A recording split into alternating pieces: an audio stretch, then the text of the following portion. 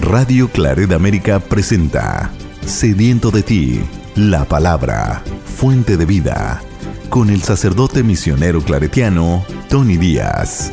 Reflexiones diarias del Evangelio. Aquí iniciamos.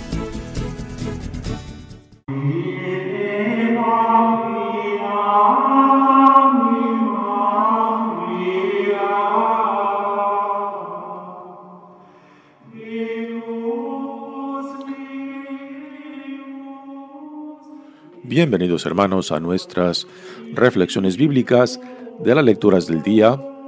Hoy celebramos la solemnidad de la Ascensión del Señor.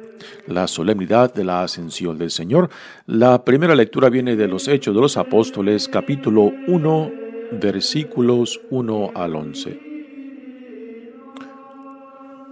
En mi primer libro, querido Teófilo, escribí acerca de todo lo que Jesús hizo y enseñó, hasta el día en que ascendió al cielo, después de dar sus instrucciones por medio del Espíritu Santo a los apóstoles que había elegido. A ellos se les apareció después de la pasión, les dio numerosas pruebas de que estaba vivo, y durante 40 días se dejó ver por ellos y les habló del reino de Dios. Un día, estando con ellos a la mesa, les mandó: no se alejen de Jerusalén, aguarden aquí a que se cumpla la promesa de mi Padre, de la que ya les he hablado. Juan bautizó con agua, dentro de pocos días ustedes serán bautizados con el Espíritu Santo. Los ahí reunidos le preguntaban: Señor, ¿ahora sí vas a restablecer la soberanía de Israel? Jesús les contestó: a ustedes no les toca conocer el tiempo y la hora que el Padre ha determinado con su autoridad. Pero cuando el Espíritu Santo descienda sobre ustedes, los llenará de fortaleza y serán mis testigos en Jerusalén, en toda Judea, en Samaria y hasta los últimos rincones de la tierra. Dicho esto, se fue elevando a la vista de ellos, hasta que una nube lo ocultó a sus ojos. Mientras miraban fijamente al cielo, viéndolo alejarse, se les presentaron dos hombres vestidos de blanco que les dijeron: Galileos, ¿qué hacen allí parados mirando al cielo? Ese mismo Jesús que los ha dejado para subir al cielo, volverá como lo han visto alejarse. Palabra de Dios. El salmo responsorial es el Salmo 46 y el responsorio es: entre voces de júbilo, Dios asciende a su trono. Aleluya. Entre voces de júbilo, Dios asciende a su trono. Aleluya. Aplaudan pueblos todos, aclamen al Señor de gozos llenos, que el Señor el Altísimo es terrible, y de toda la tierra Rey supremo. Entre voces de júbilo y trompetas, Dios el Señor asciende hasta su trono. Cantemos en honor de nuestro Dios. Al Rey honremos y cantemos todos. Porque Dios es el Rey del universo. Cantemos el mejor de nuestros cantos. Reina Dios sobre todas las naciones, desde su trono santo. Entre voces de júbilo, Dios asciende a su trono. Aleluya. Para la segunda lectura hay dos opciones. Una es de la carta de San Pablo a los Efesios, la otra de la carta a los Hebreos. Yo he escogido la segunda opción. Carta a los Hebreos, capítulo 9, versículos 24 al 28 y capítulo 10, versículos 19 al 23. Hermanos, Cristo no entró en el santuario de la antigua alianza, construido por manos de hombres y que solo era figura del verdadero, sino en el cielo mismo, para estar ahora en la presencia de Dios, intercediendo por nosotros. En la antigua alianza, el sumo sacerdote entraba cada año en el santuario para ofrecer una sangre que no era la suya. Pero Cristo no tuvo que ofrecer una y otra vez a sí mismo en sacrificio, porque en tal caso habría tenido que padecer muchas veces desde la creación del mundo. De hecho, Él se manifestó una sola vez, en el momento culminante de la historia, para destruir el pecado con el sacrificio de sí mismo. Y así, como está determinado que los hombres mueran una sola vez y que después de la muerte venga el juicio, así también Cristo se ofreció una sola vez para quitar los pecados de todos. Al final, se manifestará por segunda vez, pero ya no para quitar el pecado, sino para la salvación de aquellos que lo aguardan y en Él tienen puesta su esperanza. Hermanos, en virtud de la sangre de Jesucristo, tenemos la seguridad de poder entrar en el santuario, porque Él nos abrió un camino nuevo y viviente a través del velo, que es su propio cuerpo. Asimismo, en Cristo tenemos un sacerdote incomparable al frente de la casa de Dios. Acerquémonos, pues, con sinceridad de corazón, con una fe total, limpia la conciencia de toda mancha y purificado el cuerpo por el agua saludable. Mantengámonos inconmovibles en la profesión de nuestra esperanza, porque el que nos hizo las promesas es fiel a su palabra. Palabra de Dios. El Evangelio de hoy viene de Lucas, capítulo 24, versículos 46 al 53. En aquel tiempo Jesús se apareció a sus discípulos y les dijo: Está escrito que el Mesías tenía que padecer y había de resucitar de entre los muertos al tercer día, y que en su nombre se había de predicar a todas las naciones, comenzando por Jerusalén. La necesidad de volverse a Dios para el perdón de los pecados. Ustedes son testigos de esto. Ahora yo les voy a enviar al que mi Padre les prometió. Permanezcan pues en la ciudad hasta que reciban la fuerza de lo alto. Después salió con ellos fuera de la ciudad, hacia un lugar cercano a Betania. Levantando las manos, los bendijo, y mientras los bendecía, se fue apartando de ellos y elevándose al cielo. Ellos, después de adorarlo, regresaron a Jerusalén, llenos de gozo, y permanecían constantemente en el templo, alabando a Dios. Palabra del Señor. Muy bien, demos comienzo a nuestra reflexión de las lecturas de hoy en esta solemnidad de la Ascensión del Señor. Ya esta semana, según el Evangelio de Juan, hemos venido leyendo acerca de el regreso de Jesús al Padre.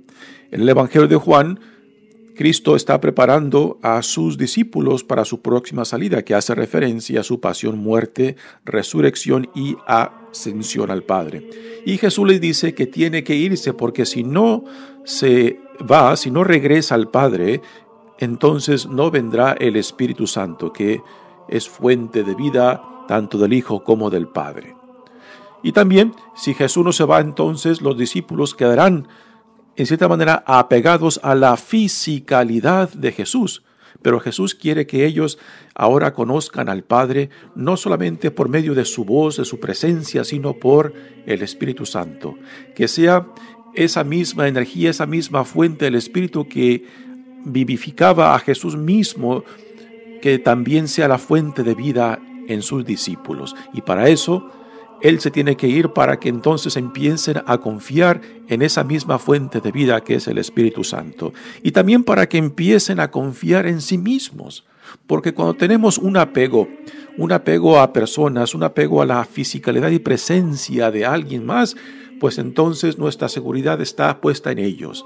Pero cuando tenemos que empezar a confiar en lo que nos une a esa persona, que es el amor, que es la amistad, que es el cariño, entonces ya no es tanto la fisicalidad, sino la experiencia misma del amor. Y eso es cuando empezamos a crecer en nuestra propia confianza y decir de que lo que nos une no es la fisicalidad, la presencia física del otro o de la otra, sino el amor que nos une. Y esto es lo que Jesús quiere para con sus discípulos, es lo que Jesús también quiere para con nosotros. Que también lleguemos a conocer al Padre por medio del Espíritu, por medio del abrir nuestras vidas a esta fuerza vivificadora que hace posible la continuación de la misión que Dios empezó en Jesucristo, que Jesús comunicó a sus discípulos y que después de resucitar y ascender entonces nos manda el Espíritu Santo para que esta misión continúe, de llevar hasta los últimos rincones del mundo el mensaje del Evangelio. Y es esto lo que la solemnidad de la Ascensión pues nos ayuda a entrar a este misterio de la necesidad de Jesús de regresar para que se nos dé el Espíritu Santo, para que venga el Espíritu Santo. Y para nosotros pues es la solemnidad de Pentecostés, que ya será la siguiente solemnidad de aquí a unos 8 o 9 días. Dice la primera lectura de hoy, que viene de los Hechos de los Apóstoles. En mi primer libro, querido Teófilo, escribí acerca de todo lo que Jesús hizo y enseñó hasta el día en que ascendió al cielo, después de dar sus instrucciones por medio del Espíritu Santo a los apóstoles que había elegido. Con esta introducción sabemos de que el autor de este libro de los Hechos es el mismo del Evangelio de Lucas. Tiene prácticamente las mismas palabras de introducción y de dedicación a esta persona llamado Teófilo. Si el primer libro de este autor, Lucas, fue acerca de Jesucristo, este segundo libro de los Hechos viene siendo acerca de la iglesia, lo que el Espíritu Santo impulsó a esta comunidad de hombres y mujeres para ir creando esta comunidad que le llamamos la iglesia. Como el Espíritu Santo los iba moviendo, los iba también instruyendo, confortando y fortaleciendo en la fe para que llevaran a cabo la misión que habían recibido de Jesús mismo. Continúa la lectura diciendo: a ellos se les apareció después de la pasión, les dio numerosas pruebas de que estaba vivo, y durante 40 días se dejó ver por ellos y les habló del reino de Dios. Nuevamente, el tema central de la proclamación de Jesús es el reino de Dios que Dios estaba inaugurando en Jesús mismo. Y este será el proyecto, y continúa siendo el proyecto de la misión de la iglesia, a ser testigo, ser sacramento, ser luz de este reino que en Jesucristo ha sido inaugurado. Un día, estando con ellos a la mesa, les mandó: no se alejen de Jerusalén, aguarden aquí a que se cumpla la promesa de mi Padre, de la que ya les he hablado. Juan bautizó con agua, dentro de pocos días ustedes serán bautizados con el Espíritu Santo. Aquí Jesús está haciendo referencia a la venida del Espíritu Santo, a la festividad de Pentecostés para nosotros. Los ahí reunidos preguntaban: Señor, ¿ahora sí vas a establecer la soberanía de Israel? Ya Jesús ha resucitado, pero aún los discípulos aún no comprenden el sentido del reino de Dios. Aún tienen la idea de que el reino de Dios será algo similar a los reinos del mundo, pero no.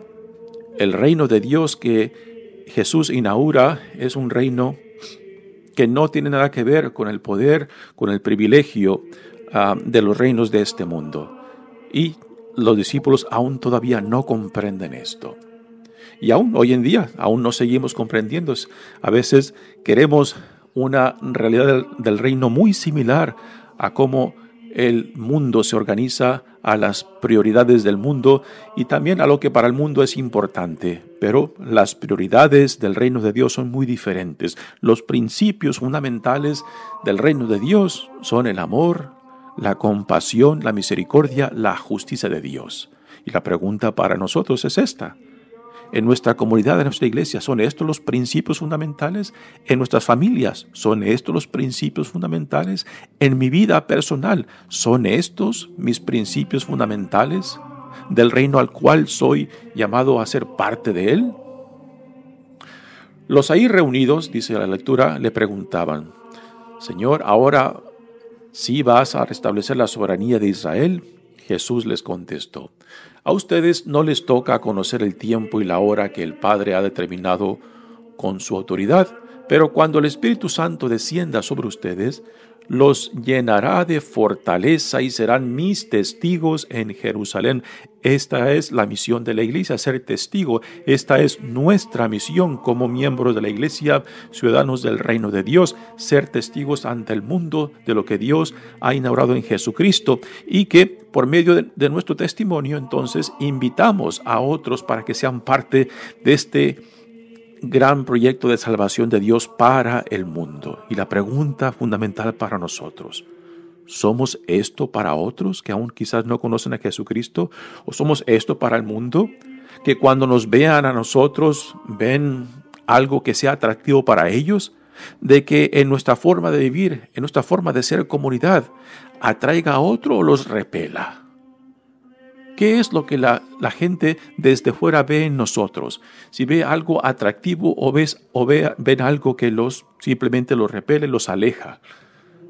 Y esta es la misión de la iglesia, ser un atractivo, ser luz, para que otros también lleguen a conocer a Dios y al conocerlo amarlo y al amarlo servirlo, que es nuestra vocación por excelencia. Dicho esto, se fue elevando a la vista de ellos hasta que una nube lo ocultó a sus ojos. Mientras miraban fijamente al cielo, viéndolo alejarse, se les presentaron dos hombres vestidos de blanco que les dijeron, Galileos, ¿qué hacen ahí, parados mirando al cielo? Ese mismo Jesús que los ha dejado para subir al cielo volverá como lo han visto alejarse. Aquí, la presencia de la nube es símbolo de la presencia de Dios y que cuando Jesús asciende nos quiere decir que regresa al Padre. No es al cielo, la fisicalidad del cielo a lo que está apuntando. Nos está diciendo que Jesús cuando asciende regrese de donde vino, particularmente como nos los explica el Evangelio de Juan. Y la presencia de la nube recordamos que es un símbolo del Antiguo Testamento que acompañaba al pueblo de Israel cuando Dios los sacó de la esclavitud de Egipto hasta llevarlos a la tierra prometida.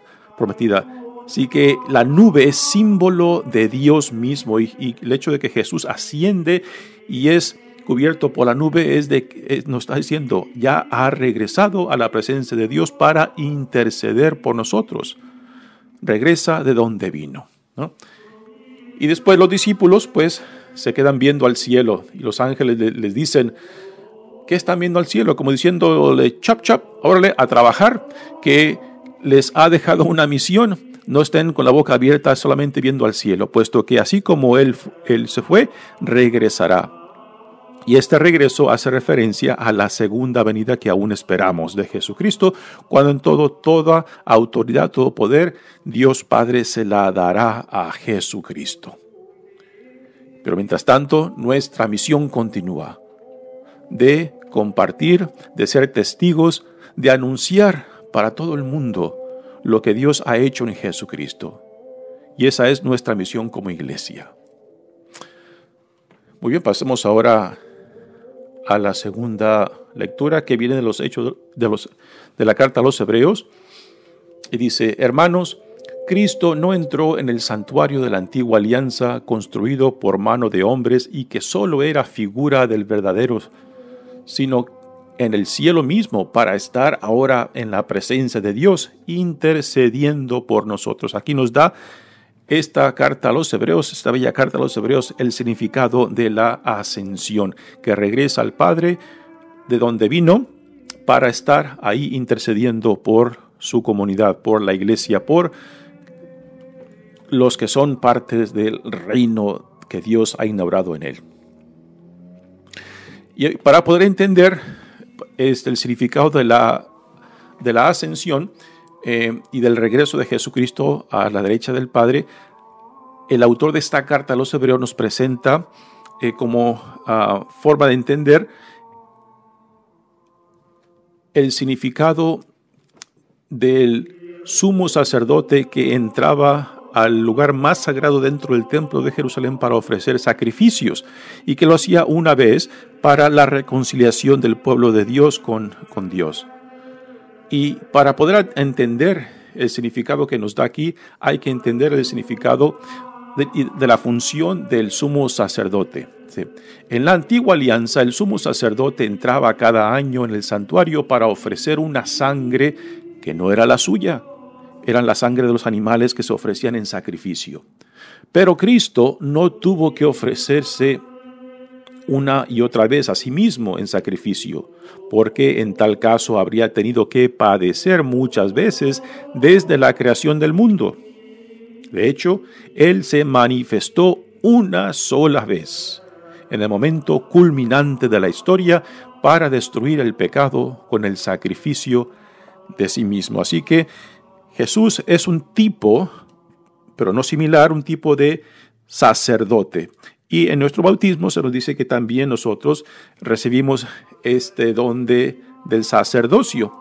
Y así como el sumo sacerdote, y solamente el sumo sacerdote entraba en ese lugar privilegiado, el lugar más santo dentro del templo, que estaba cubierto por un velo, por una cortina, igualmente Jesús ahora es, en cierta manera, nuestro sacerdote, y a la misma vez es la cortina que nos da acceso a Dios. En ese altar donde solamente el sumo sacerdote entraba, era el lugar sagrado donde Dios estaba presente. Y solamente el sumo sacerdote tenía acceso a ese lugar porque estaba cubierto por una cortina, por un velo. Pero ahora en Jesucristo recordamos cómo después de que Jesús muere en la cruz, esa cortina del templo se abre y se descubre el lugar más santo dentro del templo, porque entonces ya Dios no solamente está presente en ese único lugar, sino que ya está accesible a todos por medio de la fe en Cristo. Así que Cristo es nuestro sumo sacerdote y a la misma vez la cortina por medio de quien tenemos acceso a Dios. De hecho, dice, Él se manifestó una sola vez en el momento culminante de la historia para destruir el pecado con el sacrificio de sí mismo.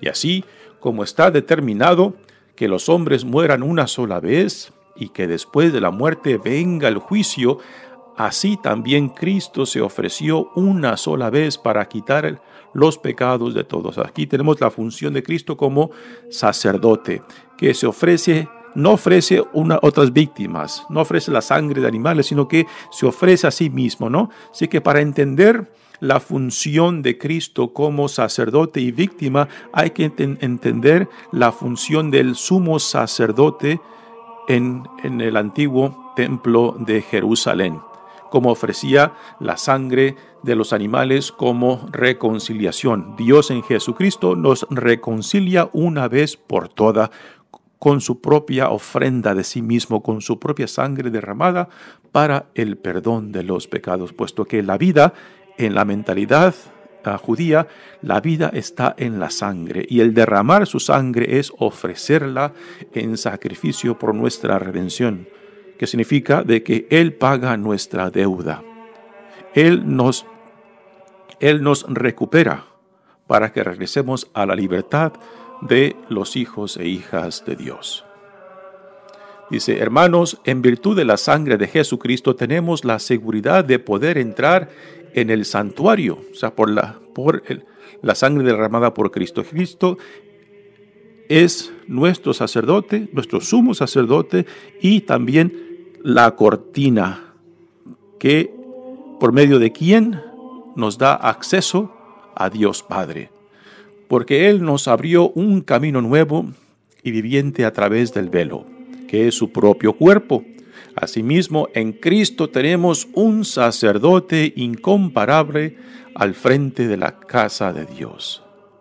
Acerquémonos, pues, con sinceridad de corazón, con una fe total, limpia, la conciencia de toda mancha y purificado el cuerpo por el agua saludable, las aguas del bautismo que nos confiere el sacerdocio con Cristo, que nos da acceso a Dios.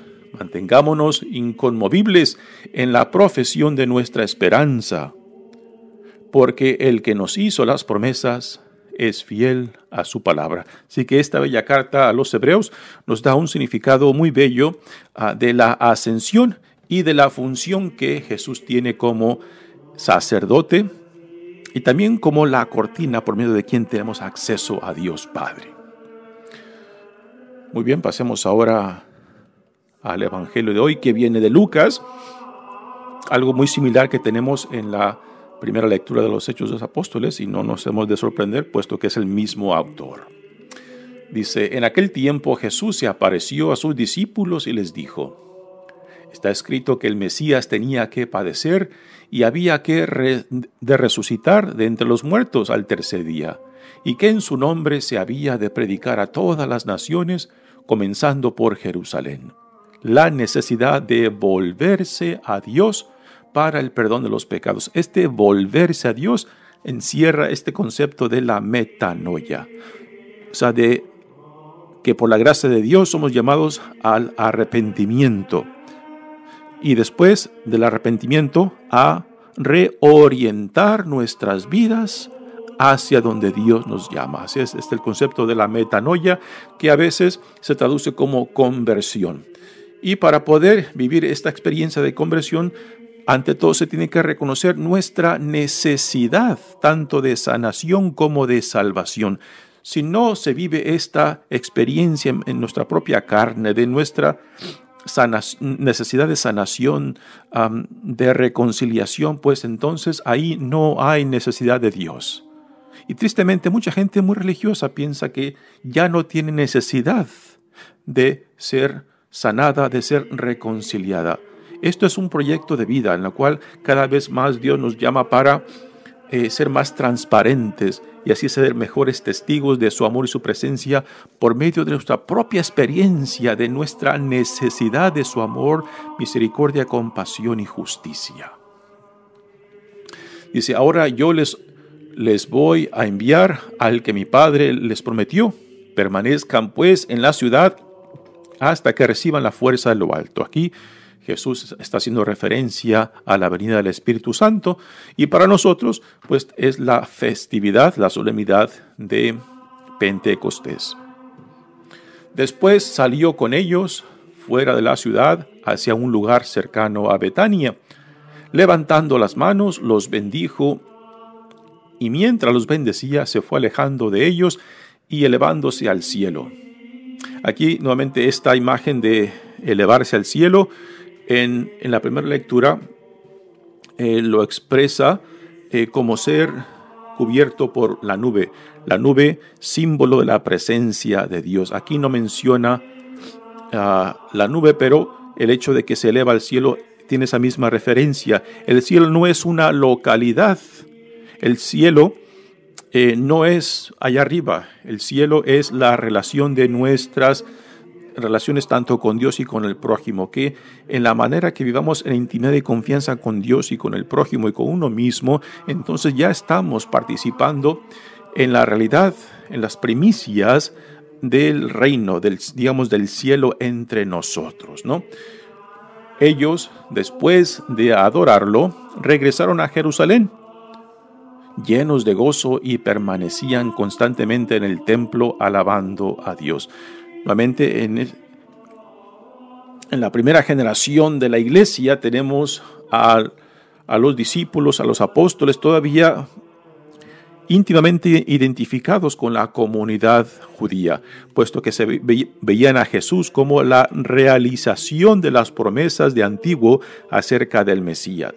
No fue hasta la segunda y tercera generación que la iglesia cristiana empezará a adquirir una identidad aparte de la comunidad judía, y con el tiempo pues se separarán, y tristemente a veces esta separación pues fue hecha a causa también de violencia, animosidad en contra de la comunidad judía. Pero no perdamos de vista el significado de esta solemnidad que estamos celebrando hoy en día, la ascensión de Jesucristo, que tiene que regresar a Dios Padre, tiene que regresar de donde vino, para que el Espíritu Santo venga y continúe la misión, y así poder llegar a vivir esa intimidad y confianza con Dios Padre por medio del Espíritu Santo, ya no simplemente por la fisicalidad de Jesucristo mismo. Y es este mismo Espíritu que no solamente consoló a aquella comunidad de la iglesia, sino también los fortaleció y les dio el valor, transformó ese miedo paralizante en valor. Y después de esa experiencia bautismal del Espíritu Santo, salen y proclaman que Cristo vive y que ellos son sus testigos. Y la iglesia pues está construida tanto en el Espíritu Santo como en el testimonio de estos apóstoles y testigos y compañeros de Jesús, que es el testimonio de ellos lo que forma la base y lo que aún hoy en día continuamos compartiendo y promoviendo la realidad del Dios vivo entre nosotros, que es lo que el Espíritu Santo, esta fuerza vivificadora, hace posible en la iglesia, que la sigue moviendo, la sigue transformando y a veces arrastrando, pataleando a donde Dios la llama, porque a veces no queremos ir a donde Dios nos llama. Pero es este mismo Espíritu que con nosotros o sin nosotros llevará a cabo la misión de Dios. Y la pregunta está para nosotros, si queremos ser parte de este plan de salvación de Dios o no. Mi nombre es Padre Tony Díaz, misionero claretiano. Que Dios los bendiga. Radio Claret América presentó Sediento de ti, la palabra. Fuente de vida. Sus comentarios son importantes. Contáctenos en radioclaretamerica@gmail.com.